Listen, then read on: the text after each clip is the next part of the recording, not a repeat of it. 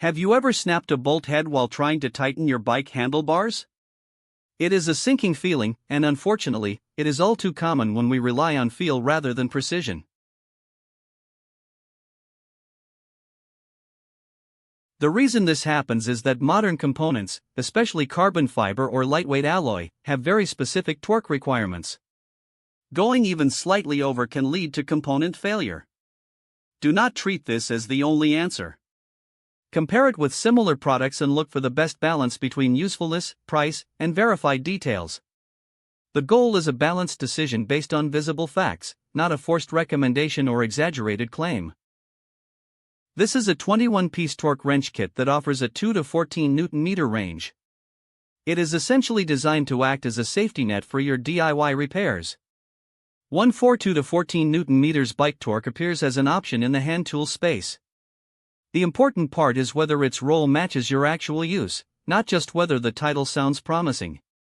The goal is a balanced decision based on visible facts, not a forced recommendation or exaggerated claim. The 2 to 14 Nm range is the sweet spot for almost all the small to medium-sized bolts you find on bicycles and even some light motorcycle components. It covers the majority of your daily adjustments. One thing I appreciate is that it comes as a 21-piece set. You are not just getting the handle, you get a selection of impact bits that cover most common bolt heads you will encounter.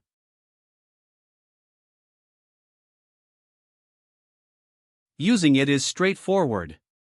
You set the desired torque, and once you reach that point while tightening, the wrench will typically provide a tactile click or release, letting you know it is time to stop. This takes the anxiety out of assembly.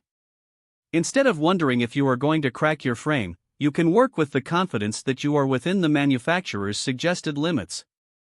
Overall, 142 to 14 Nm bike torque could be worth checking if the details match your need.